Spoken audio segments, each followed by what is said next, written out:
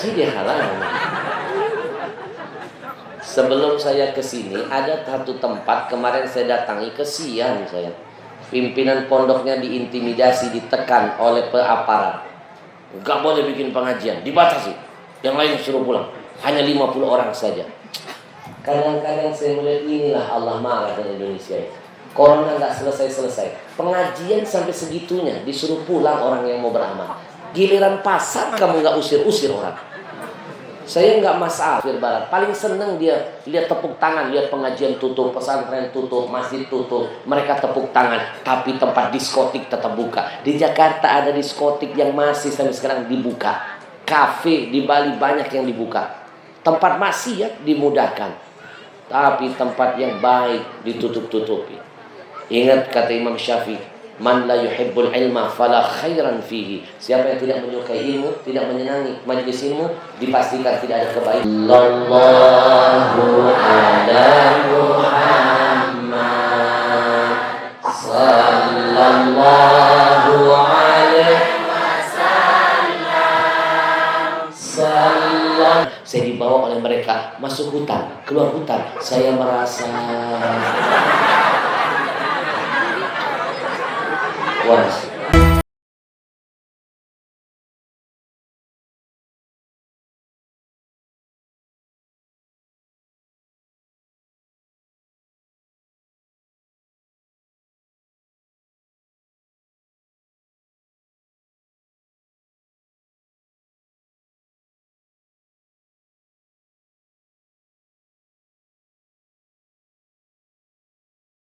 Assalamualaikum warahmatullahi wabarakatuh.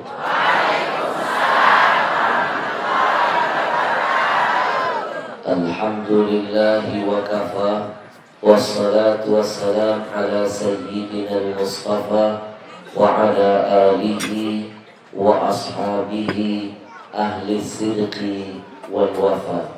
Allahumma salli wa sallim ala sayyidina Muhammadin ala sayyidina Muhammadin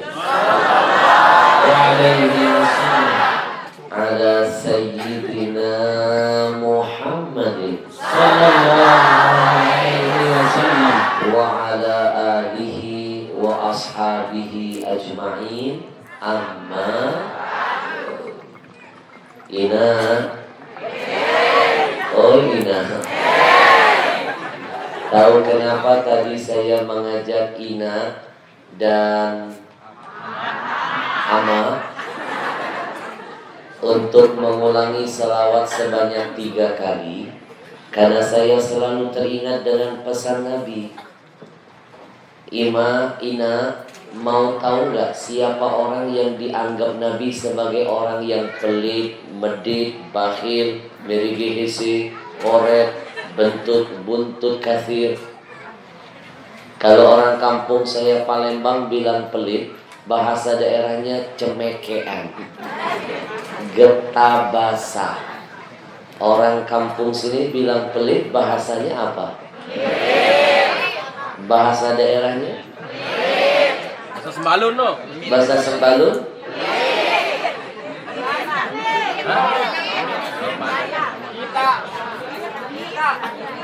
Ita.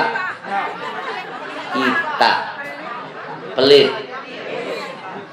Bapak Ibu tahu siapa orang yang pelit menurut Nabi? Dia ternyata adalah orang-orang yang ketika telinganya mendengar nama Nabinya disebut, tapi mulutnya tidak mau membalas dengan sholawat. Al-bakhilu alladhi man dzukirtu indahu falam yusalli alayya. Kata Nabi, orang yang pelit itu adalah orang-orang yang ketika namaku disebut tapi dia bungkam, tidak langsung bersalawat kepadaku. Padahal tidak akan rugi siapapun yang gemar bersalawat kepada Nabi.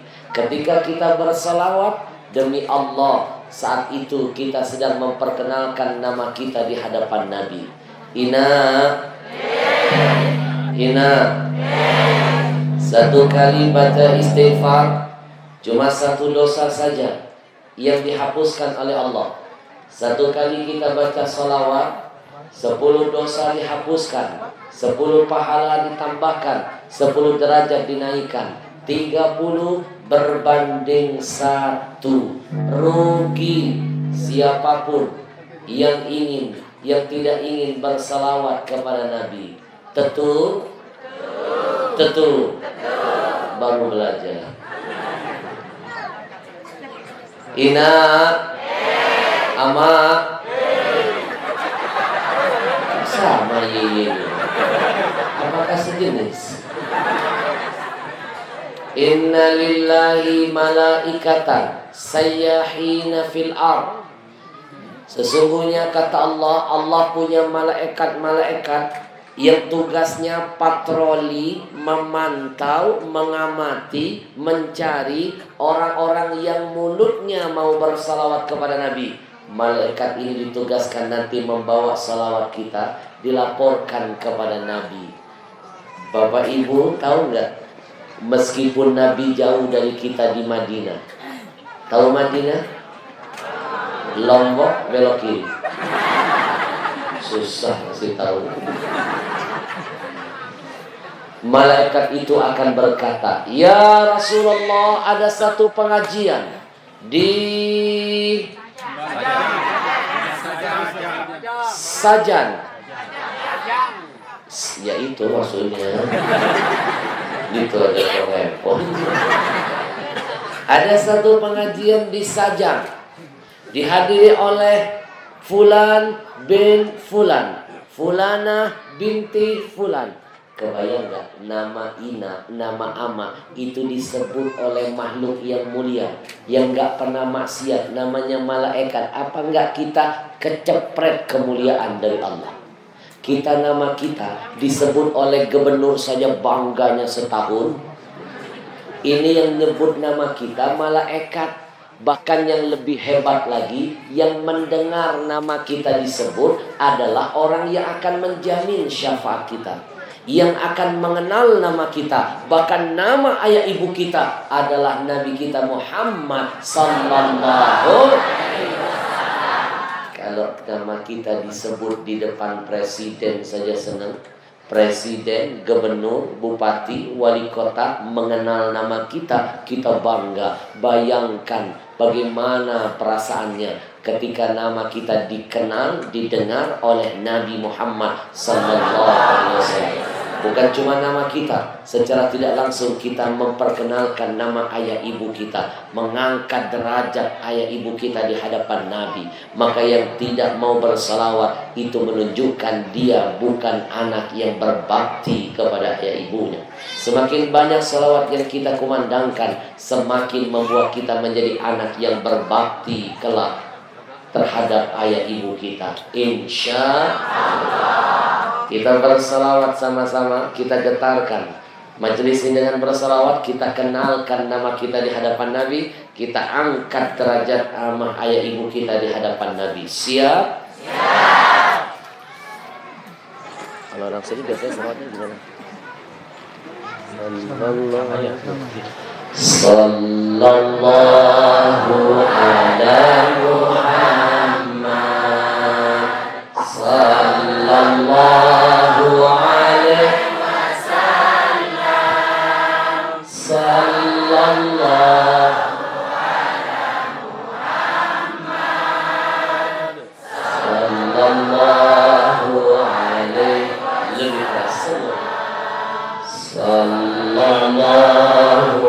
ala Muhammad, sallallahu alaihi wasallam, sallallahu ala Muhammad, sallallahu alaihi wasallam, sallallahu ala Muhammad, sallallahu alaihi wasallam. Nampak ada seorang ibu di depan sana, begitu selawat dikumandangkan bercucuran air matanya menangis. Berarti ada setruman di hatinya.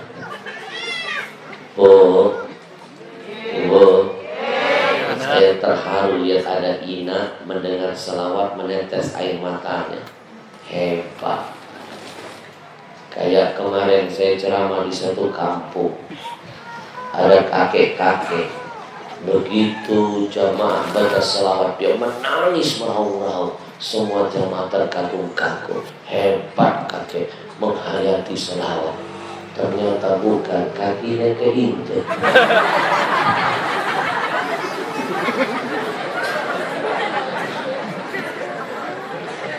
Sudah seharusnya Pak, perempuan-perempuan ini memperbanyak salawat kepada Nabi. Sudah seharusnya.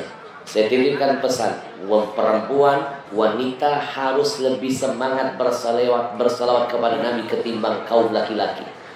Kenapa? Karena salawat mencerminkan cinta. Man ahabba syai'an aktsara min dzikrihi. Siapa yang mencintai sesuatu, dia akan selalu menyebut sesuatu yang dia cintai. Siapa yang mengaku cinta dengan Nabi, maka dia akan perbanyak salawat untuk Nabi. Ina, sudah seharusnya Ina mencintai Nabi karena Nabi sangat cinta dengan kaum perempuan.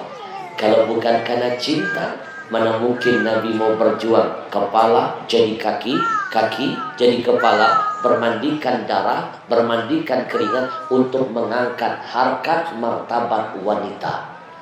Maaf, saya bocorkan fakta sebenarnya. Maaf punten. Kalau bukan karena perjuangan Nabi, maaf mereka ini Pak. Awas, hati-hati jatuh. Ina, kalau bukan karena perjuangan Nabi, kalau bukan karena jihad Nabi, demi Allah saya sampaikan Pak, mereka ini semua sudah menjadi ahli kubur. Baca sejarah. Dulu zaman jahiliyah, kalau ada perempuan hamil melahirkan anak laki-laki, disambut dengan pujian, pesta. Tapi kalau yang dilahirkan anak perempuan dianggap sebagai nista dan aib, dikubur hidup-hidup. Kalau bukan karena datangnya Islam, Allah hadirkan Nabi, mereka ini sudah jadi ahli kubur semuanya. Bersyukur Allah hadirkan Nabi, datang aturan, dilarang perbuatan keji seperti itu. Alhamdulillah. Kalau bukan karena jihad Nabi, maaf, perempuan ini semua makhluk murahan. Maaf ya, dulu ibu-ibu itu murahan. Linara Aji. Apa itu artinya? Di arah aji. Ini bahasa melawan, dibunuh. Apa itu bukan namanya di arah aji? Apa itu bukan namanya makhluk murahan? Tentu. Mana ada yang namanya pernikahan Pak? Mana ada? Diambil, dirampas, ditawan, dipergilirkan, jadi permainan murahan. Tapi begitu Islam dihadirkan, Nabi diutus, Nabi berjuang sekuat tenaga, Nabi bikin aturan, stop, gak boleh lagi main comot-comot yang namanya perempuan. Mau dapat perempuan harus lewat pernikahan. Diperketat aturan mainnya, harus pakai wali, saksi, mahar, ijab kabul, dipersulit dan diperketat. Maksudnya apa? Biar tidak mudah laki-laki membuang wanita semena-mena. Tentu. Ibu, dulu ibu-ibu ini murahan, sekarang diperjuangkan Nabi, maaf dulu murahan, lalu diperjuangkan Nabi jadi mahalan. Tapi sekarang ada yang mengembalikan citra mereka jadi murahan lagi. Siapa mereka? Makhluk wanita yang gak tahu diri, tidak pandai berterima kasih. Dari murahan diperjuangkan Nabi dengan tetesan darah jadi mahalan. Mereka buka aurat sekarang, petantang petenteng, secara tidak langsung mereka sudah mengembalikan citra mereka menjadi murahan. Buka aurat di mana-mana. Mereka yang enak Pak, kita yang kewalahan. Dilihat haram, nggak dilihat. Mubazir. Sembarangan. Betul? Maka saya titip pesan di awal perjumpaan ini buat ina-ina, kalau melihat anak perempuanmu membuka auratnya, tegur. Lebih baik kita tegur dia di dunia daripada nanti kita yang ditegur Allah di akhirat sana.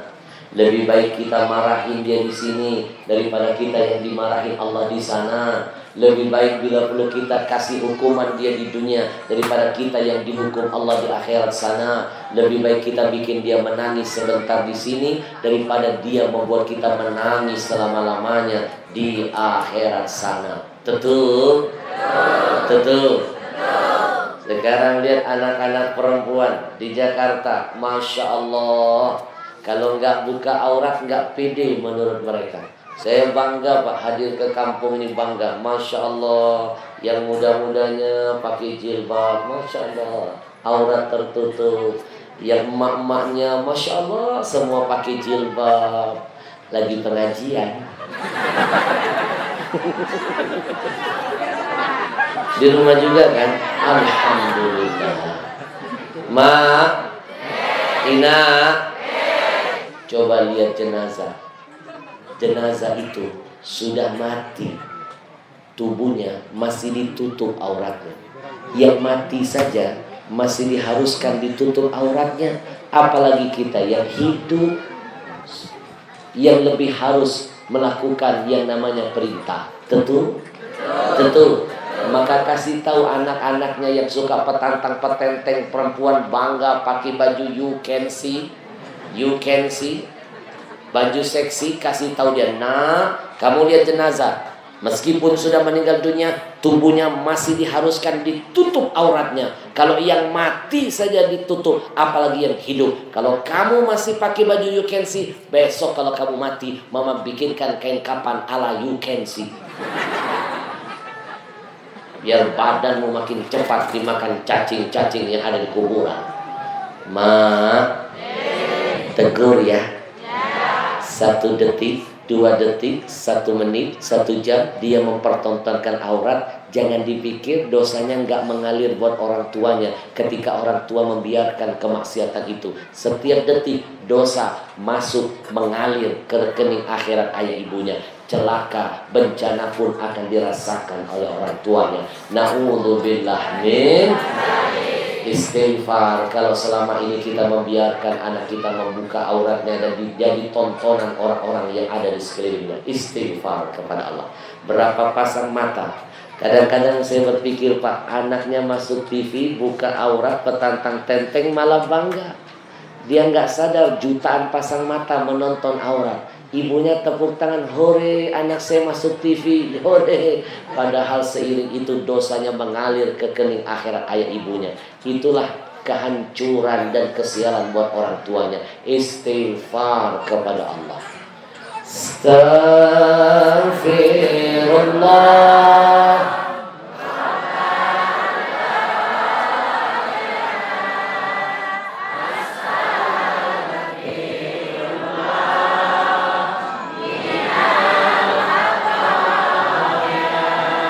Bapak Ibu tahu kenapa Indonesia banyak bencana dan musibah? Salah satu faktornya Indonesia darurat krisis rasa malu. Dulu Malaysia, Singapura, Brunei menganggap Indonesia ini sebagai bangsa pemalu. Sekarang mereka mengecap kita dengan istilah bangsa yang malu-maluin. Jangan pernah anggap remeh tentang malu. Malu ini sebagian dari iman. Malu ini bagian dari salah satu sifat Nabi kita yang mulia. Nabi itu punya sifat pemalu, tapi bukan malu-maluin. Saking pemalunya Nabi, itu lebih pemalu daripada seorang wanita yang masih perawan yang dipingit di dalam rumah. Nabi itu pemalu orangnya. Bu, Ina, sekarang sifat malu di hadapan anak-anak kita sudah hilang. Anak sekarang gak malu mempertontonkan auratnya dengan pola-pola pakaian yang aneh-aneh sekarang. Ada yang pakai celana jeans sudah ketat, bentuk tubuh terlihat, celana dalamnya sengaja ditarik-tarik biar nampak. Kan ada trennya, bangga celana dalam ditarik-tarik biar nampak. Dulu, orang zaman dulu malu kalau nampak celana dalamnya. Ini malah jadi tren, ditarik-tarik. Sudah nariknya terlalu tinggi, dia lupa masih ada tempelan 7.500. Ternyata belinya pasar malam. Bu, dulu tahun 90-an saya masih di kota Palembang. Suasana kampung saya itu persis seperti ini, Habib. Suasana kampung masih banyak budaya-budaya malu. Kalau buka aurat malu. Saya ingat betul loh, saya waktu sekolah, saya mau pulang ke rumah, saya berdiri di pinggir jalan nungguin angkot. Di samping saya itu ada seorang perempuan muda, teman satu kelas saya, pakai baju kebaya panjang nutup aurat. Lagi nungguin angkot, berdiri di pinggir jalan, tiba-tiba rok panjangnya tersingkap. Tidak perlu saya praktekkan.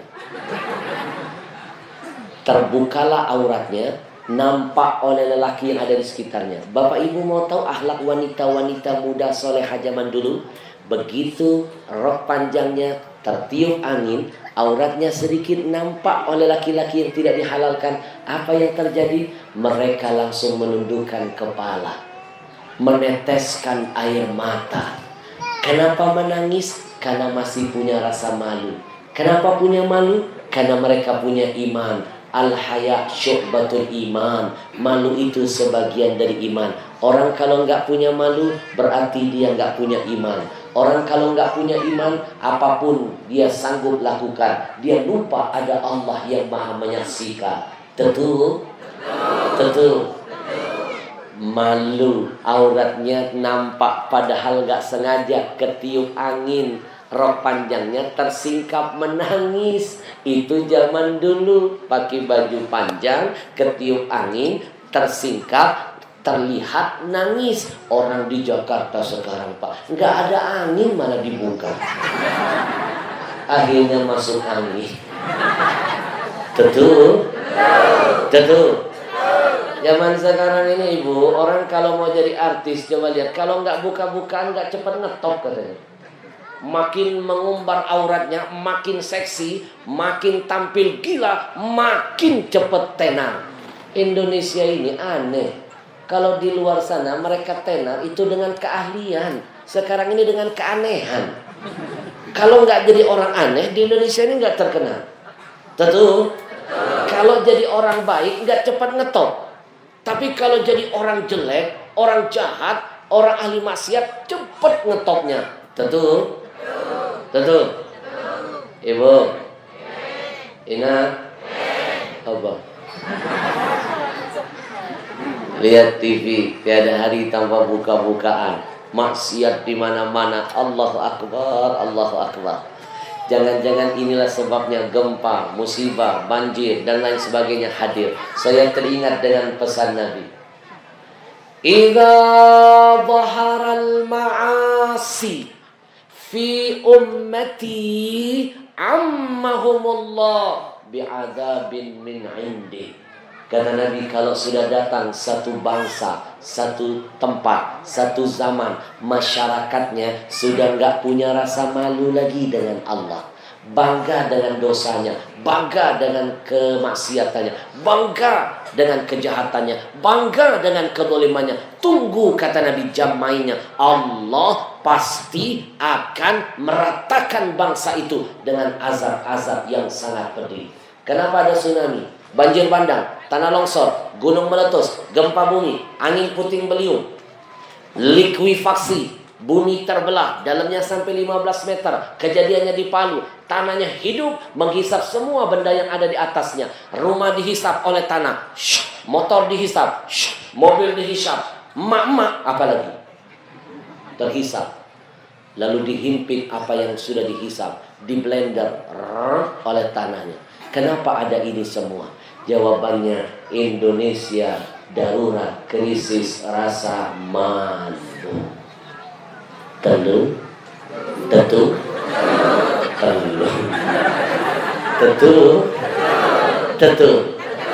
Maka tidak ada yang mampu menjadi pelindung dari murka Allah, kecuali kita segera kembali mengamalkan firman Allah. Bapak Ibu, silakan catat, ada dua hal yang mampu menjadi penghalang bencana, musibah, azab tidak jadi Allah turunkan. Yang pertama, wa ma kana Allah liyu'adzibahum, wa perbanyaklah sholawat, karena ternyata selawat mampu menghalangi azab Allah turun buat kita. Sallallahu ala Muhammad, sallallahu alaihi wasallam, sallallahu ala Muhammad, sallallahu alaihi wasallam. Pagi ini saya ijazahkan amalan yang sangat dahsyat yang berhubungan dengan salawat. Mau? Ini sebenarnya rahasia perusahaan. Tapi karena saya hadir ke sini membawa cinta, saya bela-belain orang kalau sudah cinta, jangankan harta, jangankan benda, nyawa dikorbankan. Ibu tahu perjuangan saya dari hotel ke sini, Masya Allah, jalannya mulus.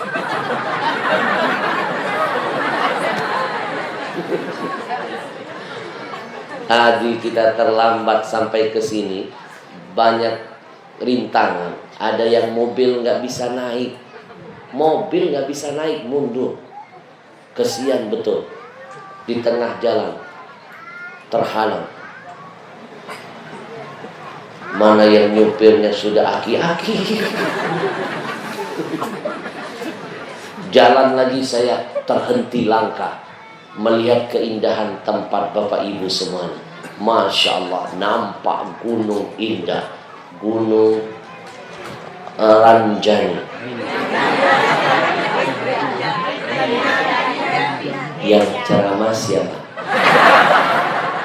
Mulut siapa? Musolah wallah.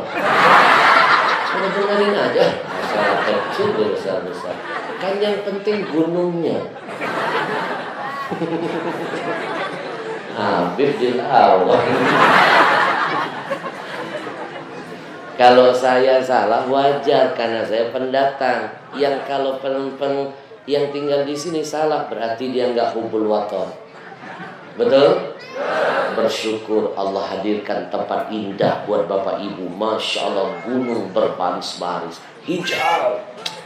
Di Jakarta gunungnya sudah pada gundul-gundul semua, sudah jadi bangunan, namanya Toko Gunung Agung. Sudah tidak ada bukit-bukitnya, cuma diisi buku-buku saja, namanya Toko Buku Gunung Agung.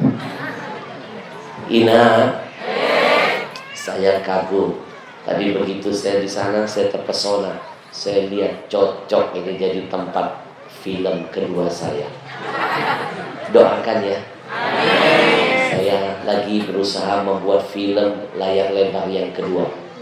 Film layar lebar pertama saya sukses, beredar di seluruh bioskop, bahkan dibeli RCTI berapa kali tayang setiap hari raya Idul Fitri. Judul filmnya Ada Syurga di Rumahmu. Waktu itu syutingnya di Sumatera Selatan dan Jawa Barat. Insya Allah film yang kedua saya tertarik memilih lokasi Lombok.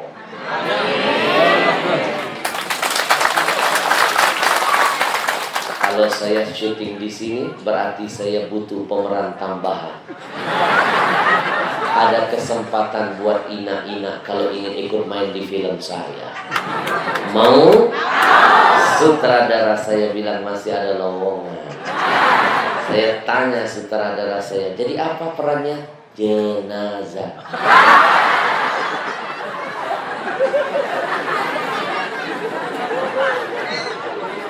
Saya sudah catatkan di handphone saya, target Lombok harus dapat beberapa seat. Gunungnya keren, pariwisatanya bagus, insya Allah.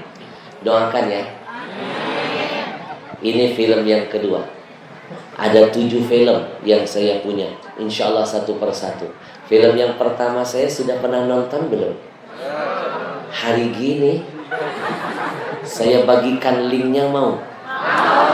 Nanti tinggal pencet tonton, ada 4 episode. Keren. Kalau bisa ajak anak-anak nonton ya sampai kelar, biar mereka menangis, menyesali dosa durhaka kepada ayah ibunya, biar berubah akhlaknya. Keren banget filmnya, bikin anak tambah sayang dengan orang tua, tambah hormat dengan guru. Pesan saya, kalau sudah nonton film saya, gak cukup bawa tisu, bawa kanibu. Menetes nanti air mata. Buktikan kalau nggak percaya. Saya bagikan link filmnya. Silakan catat nomor WA saya. Mau nomor WA atau nomor rekening? Nomor PIN ATM. Nanti kalau saya kasih nomor WA saya, langsung kirim WA. Assalamualaikum Habib Al-Habsyi, kami warga Sajang, sebutkan Lombok Timur ya. Lombok Timur, sebutkan Lombok. Nanti saya bikin grup WA, saya kirim link film 4 episode. Setelah itu nanti sering-sering saya kirim video-video tausiah gratis. Catat nomornya. Tapi kalau sudah tahu nomor saya, hanya boleh WA saja. No miss call, no video call. Karena seringkali ina-ina begitu tahu nomor WA saya, jam 3 subuh amat, ada nenek-nenek ngajak video call. Nenek yang enak, saya musibah. Catat nomornya, biar jadi ajang silaturahim. Jarak kita boleh jauh, insya Allah hati kita bisa dekat. Karena handphone itu bisa membuat yang jauh menjadi dekat, yang dekat malah menjadi jauh. 0853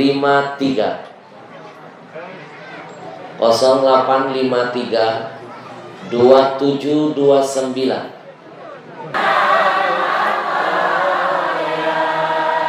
Singkat pada episode berikutnya.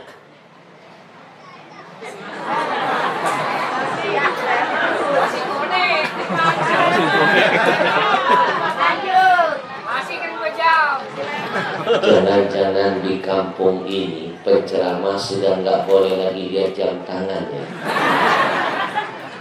Kalau ada penceramah baru mulai ceramah lihat jam, itu cuma teknik. Sebenarnya dia lagi mikir, habis ini mau ngomong apa. Ini jujur, saya duduk di kursi ini masih terasa kayak baru turun dari pesawat masih sempoyong. Jalannya, Bu, agak rada-rada sedikit pusing. Pusingnya sebelah lagi. Makanya saya cuma bisa lihat ibu hari ini setengah penampakan. Tapi walaupun setengah penampakan, nampak jelas penglihatan saya. Hari ini nampak laki-laki kalah dengan perempuan. Jumlah mereka lebih banyak dari jumlah kita. Nampak betul. Di sini emak-emak, di sini emak-emak, di pelakap emak-emak, di sana cuma dikasih tempat. Kesian bapak-bapak di sana.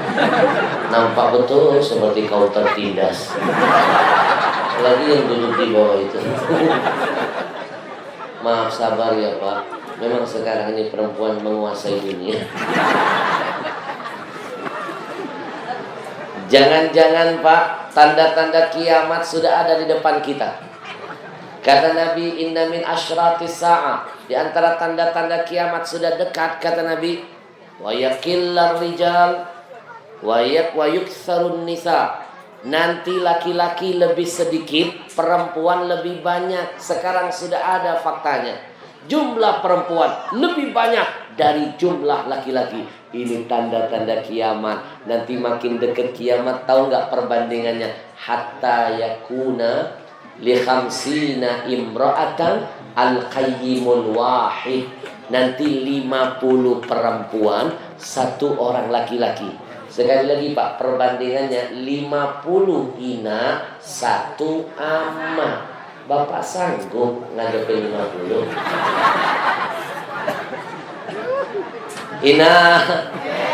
Ina, kalau di sensus Jawa Barat sekarang sudah tembus 20 perempuan, 1 laki-laki. Saya nggak tahu di sini sudah berapa sensus. Makin lama perempuan itu makin bertambah, Pak. Bayangkan, Pak, bayangkan. Masih imbang di sini. Di sini masih imbang. Masih 2-1 lah. Berarti masih 2-1. Masih bisa satu bapak dua ibu. Ina, hari ini saya bangga. Tapi saya yakin ini bukan sembarang Ina, bukan sembarang wanita. Ini wanita-wanita pilihan semua dari Allah. Wanita pilihan semua dari Allah. Kenapa saya yakin ini wanita pilihan? Karena ini wanita-wanita yang sudah lolos dari godaan setan. Di antara godaan setan itu adalah acara-acara di TV. Saya tahu persis jam-jam sekarang TV itu luar biasa godaan. Buka Indosiar, ada sinetron Ku Menangis. Nah, buka RCTI, ada Ikatan Cinta antara Al dan Andi. Tapi selalu ada pengacau namanya Elsa. Tapi jangan risau ina-ina sekalian, sebentar lagi akan terungkap siapa pembunuh Roy sebenarnya.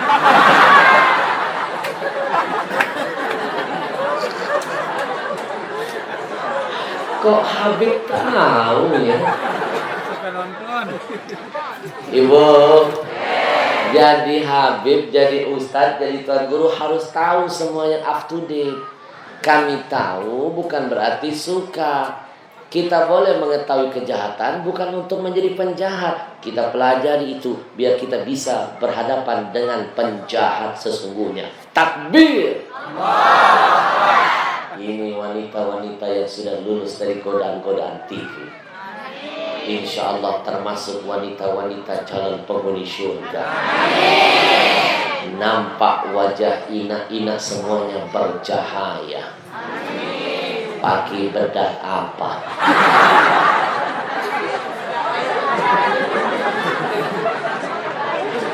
Ina, insya Allah perjumpaan ini akan jadi asbab pertemuan kita di surga nanti. Karena yang Ina hadiri, yang Ina duduki, ini adalah taman-taman surga. Mimpi mau masuk surga beneran. Kalau cabangnya di dunia nggak pernah diduduki. Setiap ada pengajian hadiri. Itu bentuk latihan mendaftarkan diri biar jadi penghuni surga yang sebenarnya. Masuki dulu tamannya biar nanti masuk surga sesungguhnya. Saya mau tanya jawab yang kompak. Ina pengen masuk surga? Lebih kompak lagi. Pengen? Mati dulu. Mau mati? Gimana ceritanya ini? Gak mau mati tapi pengen masuk surga. Kan masuk surga harus lewat jalur mati dulu. Betul, Amal? Betul. Inilah namanya mak-mak, selalu egois. Pengen masuk surga tapi gak mau lewat jalur mati. Mak-mak emang begitu, bapak-bapak. Suka egois, mau menang sendiri. Coba lihat kalau mereka naik motor, ngesen kiri belok kanan. Kadang-kadang ngesen kanan belok kiri. Saya pernah berada di belakang emak-emak naik motor. Saya naik mobil, depan ada emak ina-ina naik motor. Itu lampu sennya dia hidupkan dua-duanya. Saya di belakang bingung, tidak nampak tanda dia mau belok ke kanan, tidak ada tanda-tanda dia mau belok ke kiri. Saya cuma pasrah di belakang menyerahkan kepada Allah. Saya simpulkan cuma dia dan Allah yang tahu arah tujuannya. Dia yang nabrak kita, kita yang diomelinnya. Betul? Masih ingat gak ada yang pernah kejadian seorang polisi yang nilang ibu-ibu yang melanggar lalu lintas, yang sempat heboh, yang pakai jilbab, namanya Ibu Dora. Dia yang salah, dia yang melanggar lalu lintas, dia yang ditilang polisi, tapi malah polisi yang dimaki-maki sama dia. Padahal pakai jilbab. Polisi yang dicakar-cakar, polisi yang dibanting handphonenya. Itu kejadiannya persis di depan mata saya. Makanya saya bisa bercerita sejelas ini karena di depan mata saya betul. Waktu itu saya lagi nonton TV. Ya kan di depan mata saya. Yang ceramah siapa sih? Udah dengerin aja. Bila. Saya lagi di depan TV Pak, nggak sengaja buka, ada viral seorang perempuan pakai jilbab, malu-maluin, kepala dijilbabin, akhlak nggak dibungkusin, betul? Namanya Ibu Dora, galaknya nauzubillah Pak, polisi dilawan. Saya langsung menyimpulkan, kalau polisi saja dilawan, bagaimanakah nasib suaminya? Alamat dibanting-banting. Tentu dimaki-maki polisi, bahkan dibanting handphonenya. Saya malu Bu, malu. Ibu, itu namanya Ibu Dora kalau nggak salah. Baru Dora namanya sudah segalak begitu, belum ditambah emon. Ibu, saya titip pesan tambahan lagi. Ibu-ibu tahu nggak, wanita itu diciptakan Allah melambangkan simbol apa? Keindahan. Bayangkan, kurang indah apa surga beserta isinya. Ketika Adam Allah ciptakan, dibawa dan dimasukkan ke surga, Adam masih mohon tambahan agar hidupnya makin diperindah.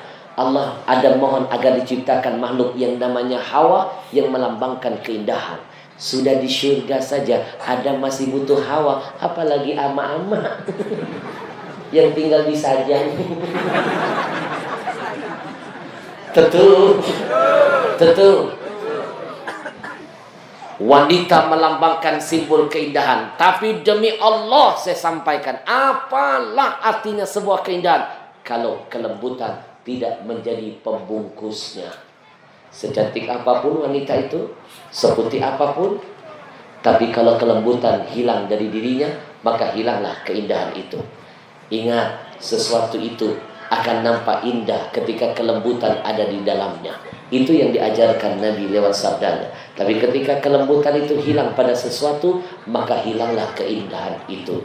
Maka saya titipkan pesan ibu-ibu, teruslah menjadi makhluk yang lemah lembut. Ibu itu kan makhluk halus, bapak-bapak makhluk kasar. Ibu jangan pindah kodrat.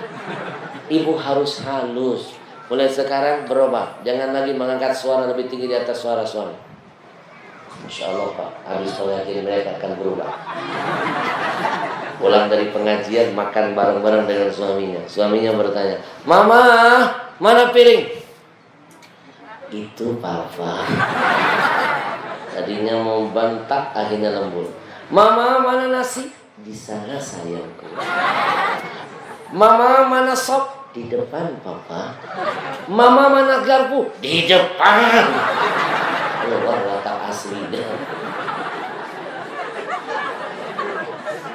Ingat, saya titipkan jurus maut. Kalau mau bikin suami kelepek-kelepek, tidak akan suami berpindah ke lain hati. Saya pastikan. Ternyata rumusnya salah satunya adalah kelembutan menjadi modal murah meriah. Lembut. Nih mohon maaf ya, ini cukup sekedar kita tahu kenapa ada lelaki terjebak dengan wanita malam lalu melupakan pasangannya. Tahu kenapa? Karena wanita itu menggunakan jurus lemah lembut. Kalau dia nggak lemah lembut, mana mungkin laki-laki tergoda? Betul? Belum mendekat target, wanita itu sudah pasang gaya dengan senyum. Awah, mampirlah awah. Gimana suami mau betah? Berada di rumah, pulang kantor sudah letih, capek. Assalamualaikum Umi. Nyampe ke rumah, istri galak. Mana setoran? Bukan dibuatkan kopi, bukan dibikinkan makan, malah ditagih, dipajakin. Suami akan kecewa. Ibu, wanita malam itu bisa menghancurkan cinta laki-laki kepada istrinya. Salah satunya karena suaranya yang lemah lembut. Praktekin. Pulang dari sini praktekin. Buktikan. Suami akan kelepak-kelepak. Malam ini praktekin. Nanti Ina tidur, kemudian Allah langsung akan berkata, silakan pilih pintu surga mana yang ingin dimasuki. Alhamdulillah. Sallallahu ala Sallallahu pada.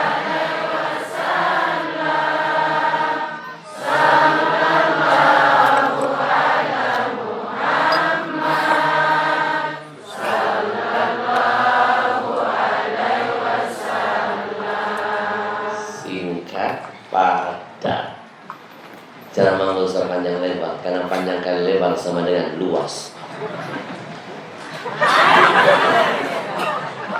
1 jam tanpa terasa. Saya ingin berterima kasih dulu kepada semua para alim ulama yang hadir saat ini di tengah-tengah kita. Ada Habib Fairuz, ada Ustaz Mustafa, ada khusus sahibul bait Ustaz Abdul Hafiz, Pondok Pesantren Nurul Ikhlas NW Sajang, Desa Sajang, Kecamatan Sembalun, Lotin. Perasaan saya pernah lihat orang ini pakai begini-begini. Ada kerjaan kan? Maafkanlah dia. Kita doakan dulu. Dan hadir juga di tengah-tengah kita ada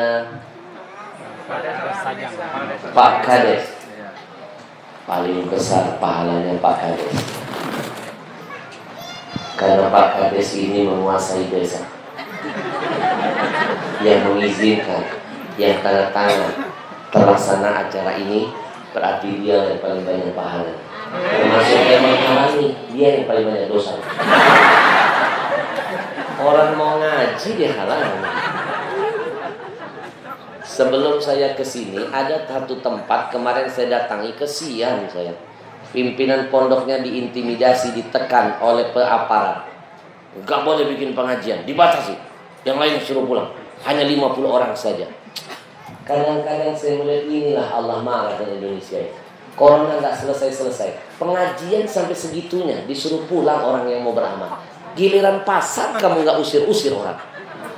Saya nggak masalah Barat, paling seneng dia lihat tepuk tangan, lihat pengajian tutup, pesantren tutup, masjid tutup, mereka tepuk tangan. Tapi tempat diskotik tetap buka. Di Jakarta ada diskotik yang masih sampai sekarang dibuka. Kafe di Bali banyak yang dibuka. Tempat maksiat dimudahkan, tapi tempat yang baik ditutup-tutupi. Ingat kata Imam Syafi'i, man la yuhibbul ilma fala khairan fihi. Siapa yang tidak menyukai ilmu, tidak menyenangi majelis ilmu, dipastikan tidak ada kebaikan pada dirinya. Indonesia hilang kebaikannya, banyak musibahnya. Kenapa? Kebaikan, banyak orang yang tidak suka terselenggaranya majelis-majelis begini. Tentu Pak Kades amalnya insya Allah mulia di sisi Allah. Amin.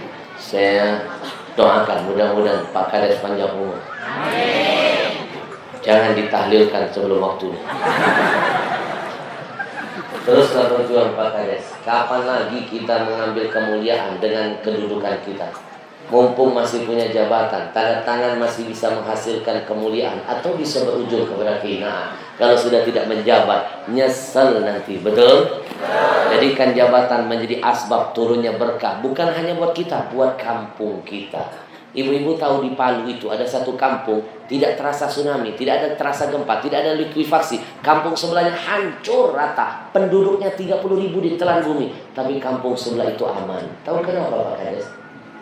Karena kampung itu sering bikin kajian seperti ini, sering bikin wiridan, maulidan, zikiran, kebaikan, senang dengan kebaikan. Akhirnya asbab itu Allah jaga dari murkanya. Percayalah, di balik kebaikan ada kemuliaan, di balik kebaikan ada keberkahan dari Allah. Tapi di balik kemaksiatan ada azab, ada kehancuran dari Allah. Takbir. Barakallahu fiik Pak Kades. Di sebelahnya ada Kades juga. Di sini ada 2 kades. Oh, desa yang berbeda. Sebelahnya kades desa mana? Tiga-tiganya kades.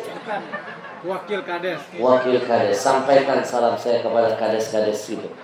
Bapak Ibu, kades bagi kita seperti ayah. Setuju kan? Kita warga bagi kades seperti anak. Setuju kan? Anak harus nurut kepada ayah, biar ayah sayang dengan anaknya. Setuju kan Pak Kades? Nah, karena Pak Kades ini seperti ayah, kita anak, saya tambahin, jangan sungkan-sungkan minta duit jajan. Jadi kira-kira Pak Kades? Siap-siap. Mohon maaf Pak Kades, jangan dianggap bercanda. Terus jangan bercanda. Kita hantarkan doa yang indah untuk semua ulama-ulama kita, guru-guru kita, para habaib kita. Semoga Allah sehatkan badannya, panjangkan umurnya, kuatkan imannya, dijaga semangat istiqamahnya. Amin ya rabbal. Bapak Ibu, saya juga ingin berterima kasih kepada anak-anak muda yang menamakan dirinya Komunitas Riau NTB Mengaji. Mereka inilah yang menghadirkan saya safari dakwah di Lombok. Ini titik tausiah saya yang ke-12 kalau tidak salah. 12. Saya dibawa mereka keliling berdakwah. Kadang-kadang masuk kota, keluar kota, saya merasa jadi orang kota. Kadang-kadang masuk kampung, keluar kampung, saya merasa jadi orang kampung. Kadang-kadang saya dibawa mereka masuk desa, keluar desa, saya merasa jadi orang desa. Kadang-kadang saya dibawa oleh mereka masuk hutan, keluar hutan, saya merasa puas. Senang dari orang susah. Susah dari orang senang. Siapa yang barusan bilang orang hutan? Jangan berantem ini. Bapak Ibu, mereka ini anak-anak muda. Jangan lihat